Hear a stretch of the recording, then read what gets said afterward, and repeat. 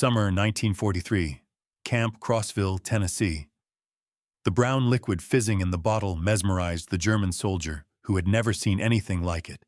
After 2 years fighting in North Africa, subsisting on hard biscuits and ersatz coffee, this sweet carbonated drink, called Coca-Cola, represented impossibility made real. It cost 5 cents from the camp canteen, the same price guards informed him that American children paid with their allowances. Across American prison camps that summer, 371,683 German PS would confront a reality that contradicted everything Nazi propaganda had taught them about American weakness. They discovered a nation where ice cream was routine dessert, where soft drinks were everyday beverages, where candy bars were so common that guards gave them away. These simple foods, treats that most German children had never tasted, would systematically demolish Nazi ideology more effectively than any propaganda program. The mathematics of abundance were being written in sugar and carbonation, in chocolate and ice cream, revealing an American industrial capacity that rendered German deprivation not noble sacrifice, but needless suffering. What began as amazement at American confections would evolve into complete psychological transformation. The desert's end. The Afrika Korps surrender in Tunisia during May 1943 brought approximately 250,000 German and Italian soldiers into Allied captivity. These veteran desert fighters who had pushed the British back to Egypt under RML's leadership expected harsh treatment as prisoners. Nazi propaganda had prepared them for American brutality and starvation. Instead, within hours of surrender, they encountered American rations. These field rations, which American soldiers routinely complained about, contained treasures: crackers, processed cheese, candy, fruit bars, instant coffee, sugar tablets, and cigarettes. German soldiers who had survived on minimal rations for months treated these emergency meals as feasts. According to military records, at the processing camps in North Africa, the U.S. Army served pancakes with syrup, fresh eggs, and milk, foods that had vanished from German military rations years earlier. The systematic feeding of enemies with superior food began immediately, though its psychological impact would only be understood later. A German officer later testified to the International Red Cross, "We expected to be starved as prisoners. Instead, the Americans fed us better than our own army had." This confusion about American resources began our education. The Liberty ships carrying PWs across the Atlantic in summer 1943 provided intensive education in American abundance. These vessels, mass-reduced at unprecedented rates, one completed every 42 hours at peak production, transported up to 30,000 prisoners monthly to the United States. Naval records show that prisoner rations aboard these ships matched or exceeded standard crew provisions, approximately 3,500 calories daily, including fresh bread, meat, vegetables, and coffee with sugar and milk. The ship's refrigeration systems, standard equipment on American vessels, maintained fresh food throughout the two crossings. Most remarkably, documented accounts confirm that ice cream was served on multiple occasions during Atlantic crossings. The USS General M.B. Stewart's log from July 1943 records serving ice cream to prisoners on July 4th, using the ship's ice cream maker that produced 10 gallons per batch. For men who hadn't seen ice cream since before the war, this frozen dessert in the middle of the ocean defied understanding. When ships docked at ports like Norfolk and Newport News, German PSWs encountered an America that Nazi propaganda had declared impossible. The Norfolk Naval Base, covering 4,300 acres with extensive waterfront facilities, handled more cargo daily than major German ports managed weekly. At the port exchanges, shops for dock workers, prisoners glimpsed shelves stocked with candy bars from major manufacturers like Hershey, Mars, and Nestle.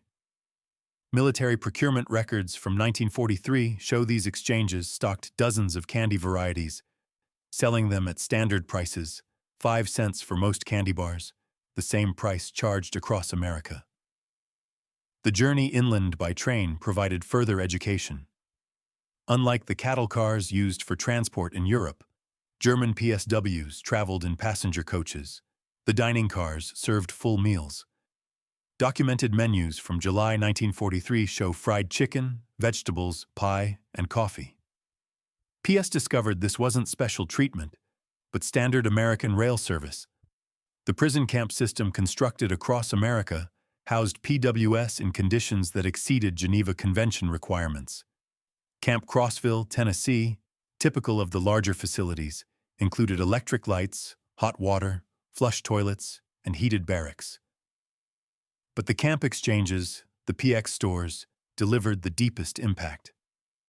According to Army Quartermaster records, camp exchanges stocked multiple soft drink brands: Coca-Cola, Pepsi, Dr. Pepper, RC Cola, various candy bars and confections, ice cream where refrigeration permitted, cigarettes and tobacco, fresh fruit and snacks, beer, 3.2% alcohol content.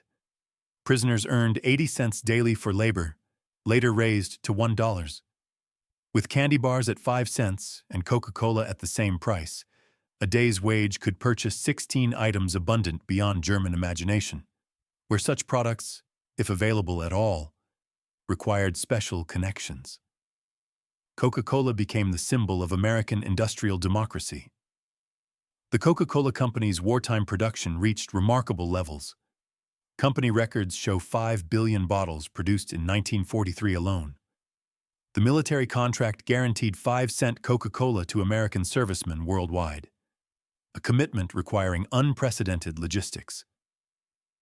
German prisoners discovered that this soft drink, unknown to most before capture, was ubiquitous in America. Every camp received regular deliveries. Work details observed vending machines and coolers everywhere, gas stations, factories, schools.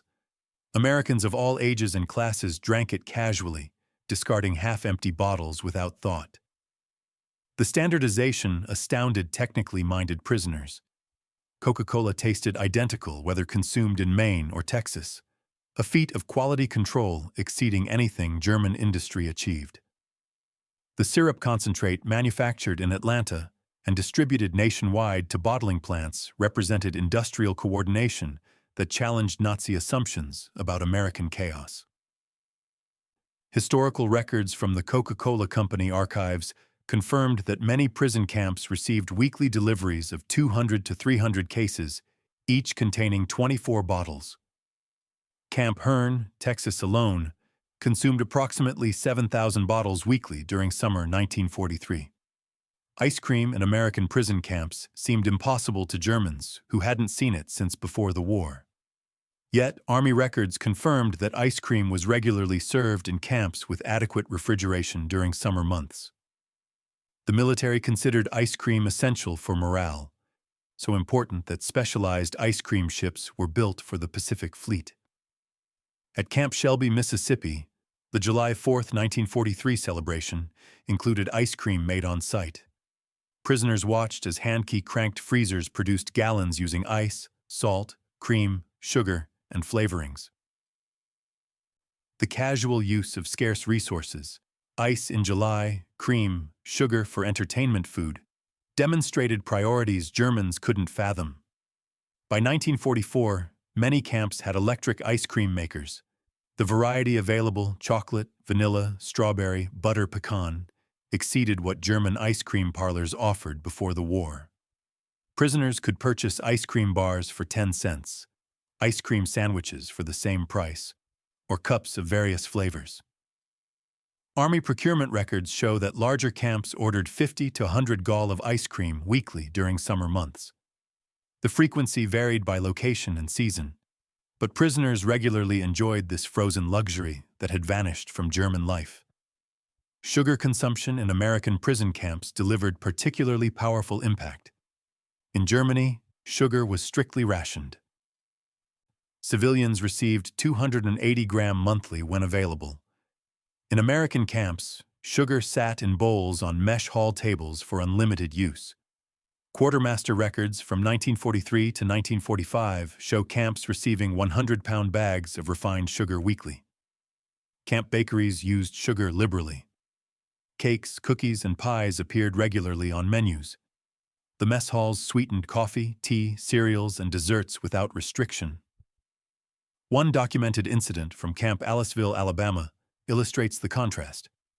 In August 1943, humid weather hardened several hundred pounds of sugar, making it difficult to use. Rather than steam and recover it, as Germans would have, kitchen staff discarded it and ordered replacement supplies. German prisoners working in the kitchen were reportedly distressed by this waste. American chocolate consumption patterns revealed democratic abundance. Major manufacturers, Hershey, Mars, Nestlé, produced millions of bars monthly despite wartime restrictions. The military alone purchased 380 million pounds of chocolate products during the war years. Prison camp exchanges stocked multiple chocolate varieties. The standard Hershey bar, Dations, emergency chocolate bars, and various candy bars containing chocolate were available for 5 to 10 cents. Prisoners discovered Americans had preferences among chocolate brands, casually choosing one over another. Red Cross packages distributed monthly to prisoners included chocolate bars among other items. The American Red Cross records show that standard parcels contained chocolate or candy bars, 2 instant coffee, processed cheese, crackers, canned meat, cigarettes, soap. These packages supplemented regular rations, providing luxury items that exceeded what German civilians received as basic rations. Thanksgiving 1943 introduced German prisoners to American holiday abundance. This purely American celebration demonstrated national coordination of consumption that dwarfed German organizational efforts. Army records confirm that all prison camps served traditional Thanksgiving dinner roast turkey, with stuffing, mashed potatoes and gravy, sweet potatoes, cranberry sauce, vegetables, pumpkin pie, coffee, and milk. The logistics required providing turkey dinners to 425,000 PS millions of American servicemen worldwide showcased organizational capacity. The fact that German prisoners received the same meal as American soldiers emphasized equality of treatment that contradicted Nazi racial hierarchy. Christmas 1943 brought unexpected generosity from American civilians. Church groups, civic organizations, and individuals sent packages to German PWs. The American Friends Service Committee alone distributed 50,000 Christmas packages to enemy prisoners. These packages typically contained homemade cookies, candy, toiletries, games, and books, cigarettes, writing materials. Local communities near camps often provided additional support. In Tonkawa, Oklahoma, townspeople delivered homemade treats to German prisoners at Camp Tonkawa. In Hearne, Texas, church groups brought Christmas cookies and candy to Camp Hearne. This civilian kindness toward enemies challenged Nazi ideology fundamentally. Americans who had family members fighting against Germany nevertheless showed charity to German prisoners, demonstrating strength through mercy rather than vengeance. As labor shortages intensified, German PWs worked increasingly outside camps, witnessing American food production firsthand. By 1944, approximately 100,000 prisoners worked in agriculture and food processing, gaining intimate knowledge of American abundance. In Michigan orchards, prisoners picked cherries destined for maraschino production, those bright garnishes topping ice cream sundaes. The volume staggered them, single orchards producing tons of fruit for decorative purposes. At canneries, prisoners observed quality control that rejected perfectly edible food for minor imperfections. Del Monte records from 1944 show that approximately 15% of fruit was rejected for canning due to size irregularities or minor blemishes, typically diverted to animal feed. Sugar beet processing in Colorado and Nebraska revealed agricultural mechanization beyond German achievement. Single farms produced more sugar beets than entire German regions. Prisoners learned that American sugar production from both cane and beets reached approximately 7 million tons annually, explaining the casual abundance they witnessed. German prisoners working near schools witnessed early versions of organized school lunch programs. Children received hot lunches including milk, protein, and vegetables. The National School Lunch Act would formalize this in 1946, but precedent programs operated during the war. The milk program particularly impressed German observers. Many schools provided fresh milk to children daily. The logistics of daily delivery to thousands of schools demonstrated organizational capacity that Germany couldn't achieve for military supplies. Some school cafeterias offered ice cream for additional purchase. The concept of children buying frozen desserts at school while German children faced food shortages created profound impact among prisoner observers.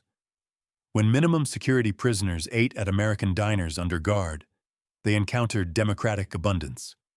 These small restaurants offered menus that would have graced elite German establishments, available to anyone with modest funds. Documented prices from 1944 show hamburger 25, Coca-Cola 5, pie slice 15 cents, ice cream sundae 25, full dinner special 65 to 75. The equality of service, anyone could order anything, contradicted German social stratification. A factory worker and bank president ate identical meals at adjacent counter stools, served by the same waitress for the same price. As prisoners gained access to American publications, they discovered production statistics that dwarfed German efforts. 1944 American production documented figures: sugar approximately 7 million tons, chocolate and cocoa products 380 million pounds, military alone. Coca-Cola 5 billion bottles, 1943 figure. Ice cream over 500 million gallons. Milk 119 billion. German production same period. Sugar heavily rationed primarily from beets. Chocolate military priority only. Soft drinks minimal production. Ice cream virtually non-existent. Milk severely rationed. These numbers published openly in American media demonstrated that America's wartime production exceeded Germany's peacetime peaks. By late 1944, German PWs were sending food packages to Germany rather than receiving them. Using camp wages, prisoners purchased American products to mail home: chocolate bars, instant coffee, canned goods. International Red Cross records confirm this reversal. German prisoners in America sent approximately 11 million parcels to Germany during their captivity, most containing food items. The impact on German families receiving American abundance from imprisoned relatives, while they faced starvation in freedom, profoundly undermined Nazi ideology. American rationing implemented during the war revealed the gulf between societies. Americans complained about sugar rationing of 2 monthly per person, more than triple the German allowance when available. American meat rationing at 28 ounces weekly per person exceeded what Germans received monthly. Even rationed, Americans maintained consumption levels Germans considered impossible luxury. The Office of Price Administration records show Americans purchased 74 of sugar per capita in 1944 despite rationing, 10 times German consumption. Beyond Coca-Cola, prisoners discovered America's soft drink industry. Pepsi-Cola, Dr. Pepper, RC Cola, Orange Crush, and regional brands competed nationwide. The variety itself, multiple companies producing similar products, demonstrated market abundance impossible under German-controlled economy. Bottling plants operated in every major city. The technology, carbonation, bottling, capping, labeling was standardized and efficient. Single plants produced millions of bottles annually. The distribution network reached every small town, gas station, and grocery store. American soft drink production reached billions of bottles annually by war's end, dozens of bottles per American citizen yearly. This single industry's output exceeded entire sectors of German consumer production. Spring 1945 brought the final blow. As American forces advanced through Germany, German PS in America watched newsreels of GIs distributing chocolate and gum to German children. These children's joy at receiving American candy their own government couldn't provide completed the ideological demolition. The contrast was stark. American soldiers advancing through enemy territory carried enough candy to give away, while the German state that promised triumph delivered starvation. Films of concentration camp liberations showed American troops sharing rations with skeletal survivors, demonstrating humanity toward victims of the regime German soldiers had served. Between 1945 and 1946, German PSWs returned to a destroyed homeland.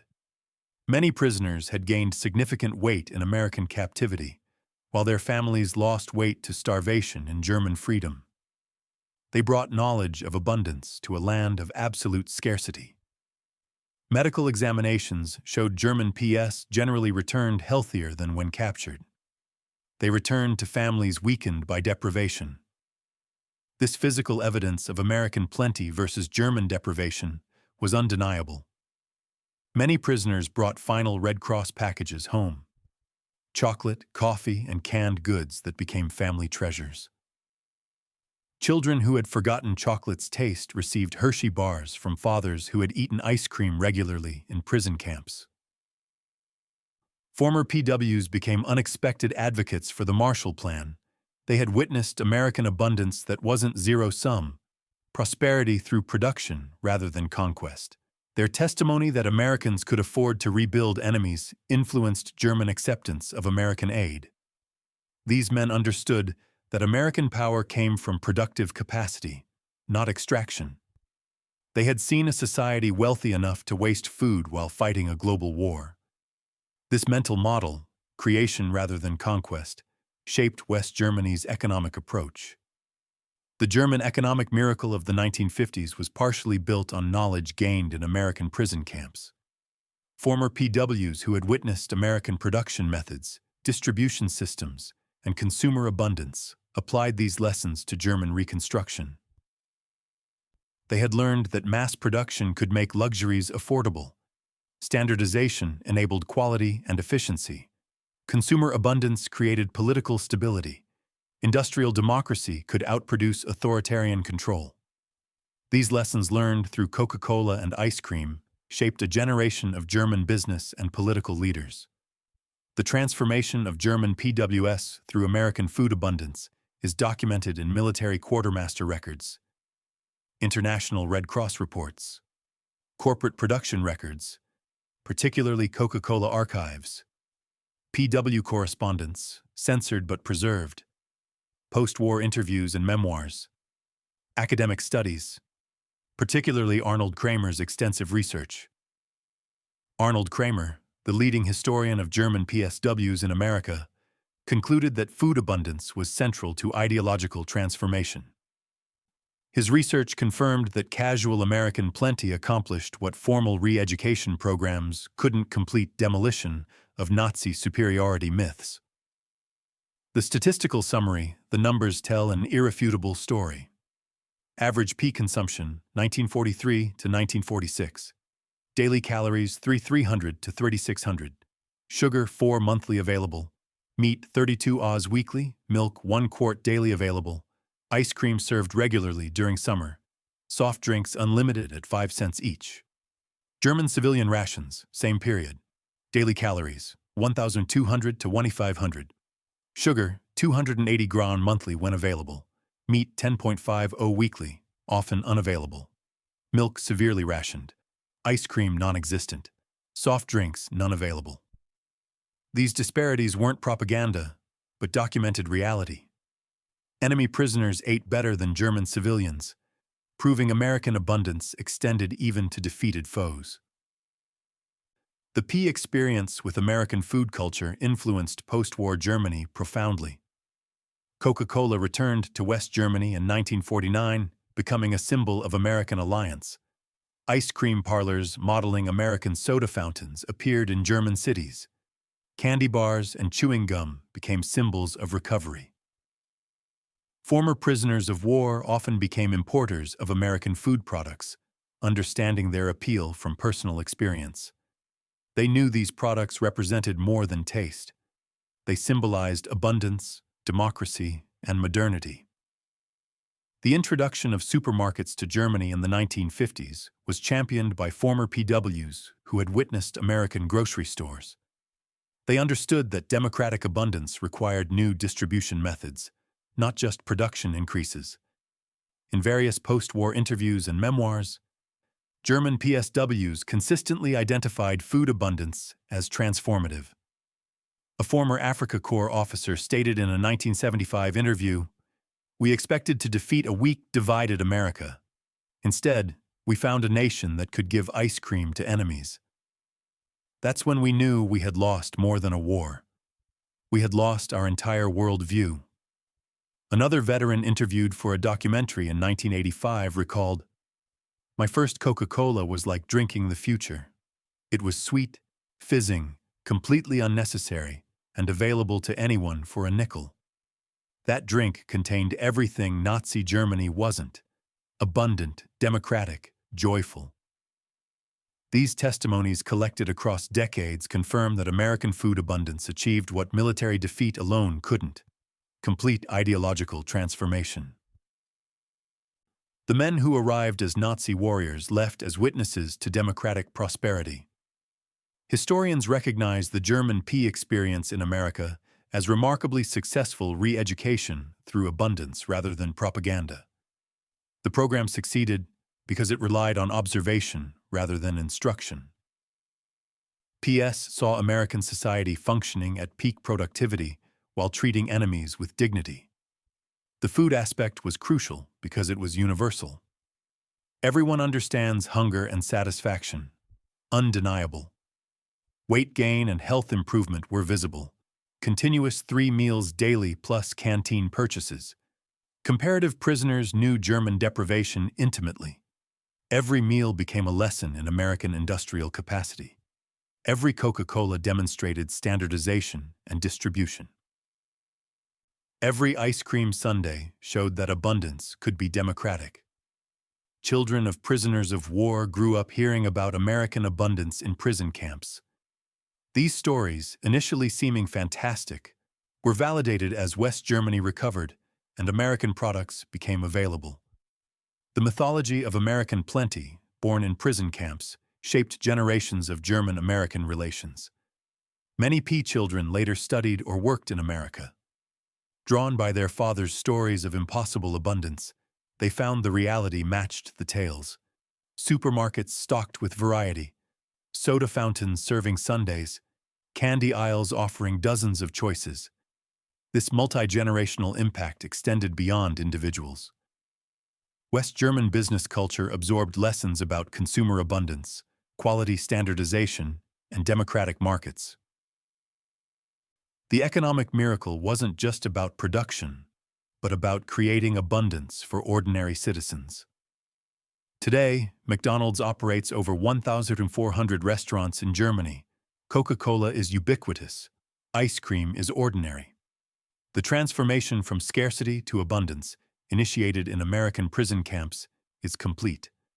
Yet, the historical lesson remains powerful: ideological transformation through abundance rather than deprivation. Kindness rather than cruelty. Demonstration rather than propaganda. The German PS who couldn't believe ice cream and Coca-Cola in American prison camps witnessed democracy's ultimate weapon: the ability to create such abundance that it could be casually shared with enemies. The story of German PS and American food abundance represents history's most unusual victory. A war won through generosity, an ideology defeated by ice cream, a worldview shattered by soft drinks. These men experienced transformation not through punishment, but through plenty. They arrived believing in German superiority and American weakness. They left understanding that American strength came from productive capacity so vast it could waste resources without concern.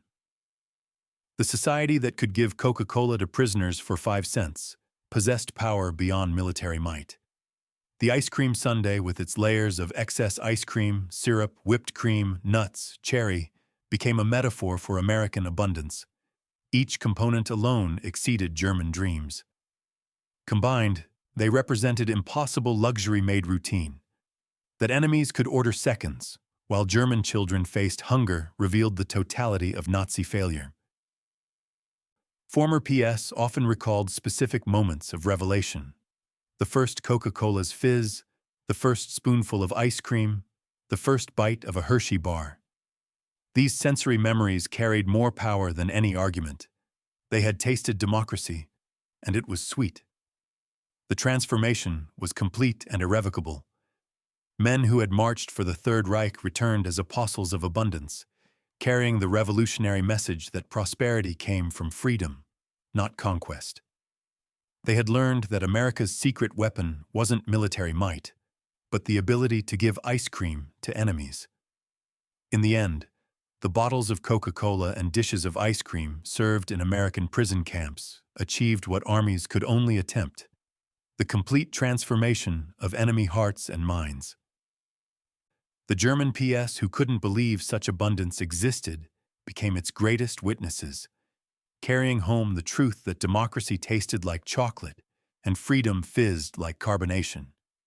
Their story reminds us that sometimes the greatest victories are won not through destruction, but through demonstration, not through taking, but through giving, not through hatred, but through the simple act of serving ice cream to enemies on a hot summer day. The men who experienced American abundance as prisoners became freedom's most unlikely ambassadors, transformed forever by the impossible reality of Coca-Cola and ice cream in American prison camps. Please,